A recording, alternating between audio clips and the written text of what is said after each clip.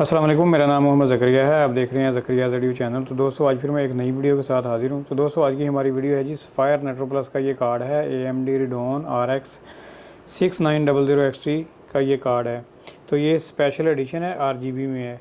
तो आज हम इसको लगाएंगे माइनिंग के ऊपर और इसका हैश रेट टेस्ट करेंगे कितना हैश रेट है। वैसे तो ये कार्ड बहुत ज़बरदस्त है और टॉप क्लास का ये कार्ड है।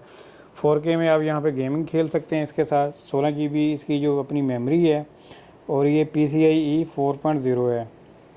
तो अच्छा कार्ड है इसका। मैंने पहले भी एक कार्ड का रिव्यू किया था, लेकिन वो कार्ड था 6800 ठीक है। तो ये है 6900 XT। तो ये ब्रांड न्यू कार्ड है, डब्बा पैक कार्ड है। तो अब मैंने कार्ड को निकाल लिया इस डब्बे से, ठीक है। मैं अभी आपको इस कार्ड की जो शक्ल है, शेप, वो भी मैं आपको दिखा देता हूँ जी। ये वो हमारे पास कार्ड है। कार्ड को मैंने पहले से ही ओपन किया हुआ है। तो ये ब्रांड न्यू कार्ड है, ठीक है जी। और यहाँ पे अभी शापर इसके ऊपर लगे हुए हैं, सारा कुछ इसके ऊपर लगा हुआ है। तो अभी हम इसको लगाएंगे माइनिंग के ऊपर और टेस्ट करेंगे इसका कितना हैश रेट निकलता है। वैसे भी मैंने ये कार्ड आगे टेस्ट करके देना है, तो यहाँ पे कार्ड ये टेस्ट भी हो जाएगा और हमें पता भी चल जाएगा इसका हैश रेट कितना आ रहा है। तो ये RGB में कार्ड है, मुझे तो बहुत ज़बरदस्त लगा और बहुत पसंद आया इसका जो मॉडल और इसकी जो शेप है। और माशाल्लाह काफ़ी बड़ा ये कार्ड है, ठीक है। तो ये है हमारा टेस्टिंग के लिए हमारा माइनिंग रिग। तो यहाँ पर पहले से ये कार्ड लगा हुआ है, 3080 कार्ड है जी। ये MSI का कार्ड है और यहाँ पर हम इसको लगाएंगे और साथ में अपना ये वाला जो कार्ड है 6900 XT, इसको टेस्ट करते हैं और उसका हैश रेट देखते हैं कि कितना हैश रेट हमें मिल जाता है।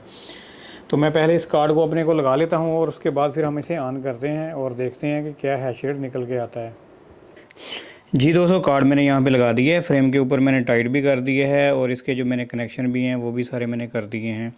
और नीचे हमने राइज़र लगा दिया है और यहाँ पर राइज़र हमारा नीचे बोर्ड में लगा हुआ है और ये कनेक्शन सारे रेडी हैं। तो अभी मैं इसको ऑन करता हूँ और अभी हम इसका हैश रेट चेक करते हैं। तो दोस्तों मैं पावर सप्लाई से यहाँ से ऑन करता हूँ और उसके बाद यहाँ पे एक मैंने बटन लगाया हुआ, तो यहाँ से मैं ऑन कर देता हूँ जी। दोस्तों हमारा जो कार्ड है, सिस्टम है, वो ऑन हो चुका है। अब ये कार्ड जो है RGB के साथ है, बहुत ही ज़बरदस्त इसकी लुक आ रही है और बिल्कुल स्मूथ चल रहा है जी।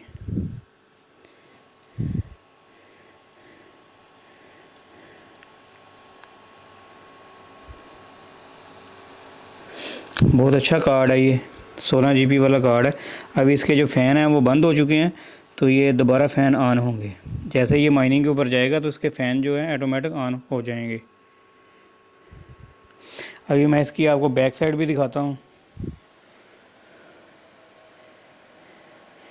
ये है जी इसकी बैक साइड, वो भी RGB है फुल और इसका जो अपना है मोनोग्राम उसके साथ। बहुत ज़बरदस्त लुक दे रहा है ये कार्ड। तो अभी हम इसका हैश रेट देखते हैं वहाँ पर मॉनिटर पर। तो यहाँ पर दोस्तों लगा हुआ है साथ में मॉनिटर जी। दोस्तों यहाँ पर हैश रेट आ चुका है 62+ हैश रेट इसका आ गया है। मैं थोड़ा नज़दीक करके दिखा देता हूँ जी।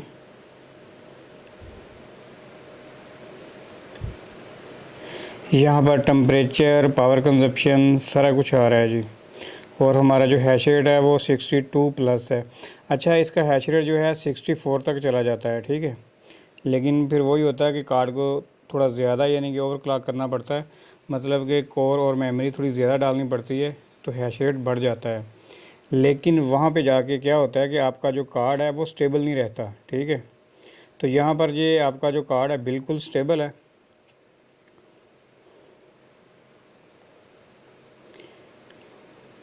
तो अभी हम एक काम करते हैं, अभी हम चलते हैं इसके डैशबोर्ड पे, ठीक है। मैं कंप्यूटर पे लेके जाता हूँ आपको, तो वहाँ हम जाके चेक करते हैं जी। दोस्तों मैं यहाँ कंप्यूटर पे आ चुका हूँ। तो सामने आपके नज़र आ रहा है हैश रेट। अगर आप यहाँ पे देखेंगे तो मैं नज़दीक करता हूँ थोड़ा सा, ये देखें 62+ हैश रेट आ रहा है और यहाँ पर ये मैंने वैल्यू डाली हुई है।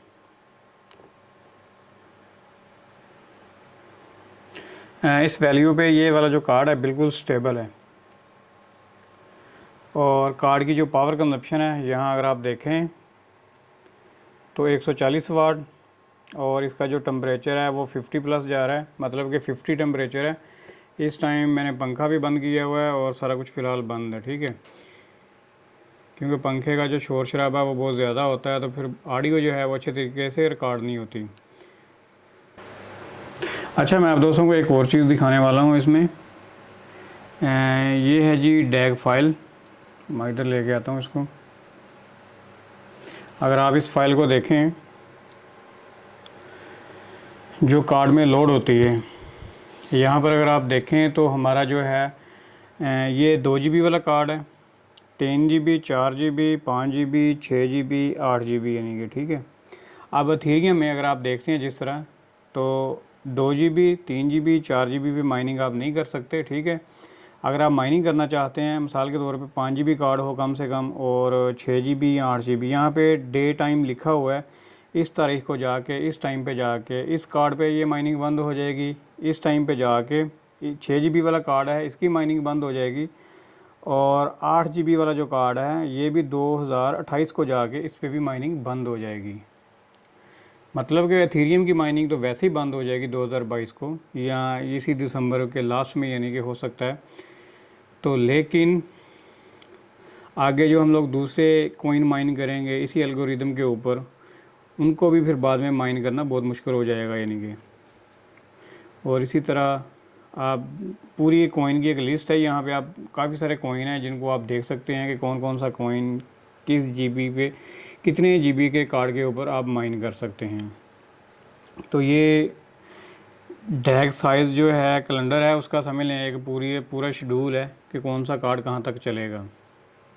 तो दोस्तों ये मेरा चैनल है, आप इस चैनल को सब्सक्राइब कर लें और इस वीडियो को लाइक करें और अपने दोस्तों के साथ शेयर ज़रूर करें। अगर आपने कोई रिग ख़रीदना हो, कोई कार्ड ख़रीदना हो, कोई भी मालूमात लेनी हो, तो आप मुझे व्हाट्सएप पे मैसेज सेंड कर सकते हैं, तो इंशाल्लाह आपको बहुत जल्दी ही रिप्लाई दिया जाएगा।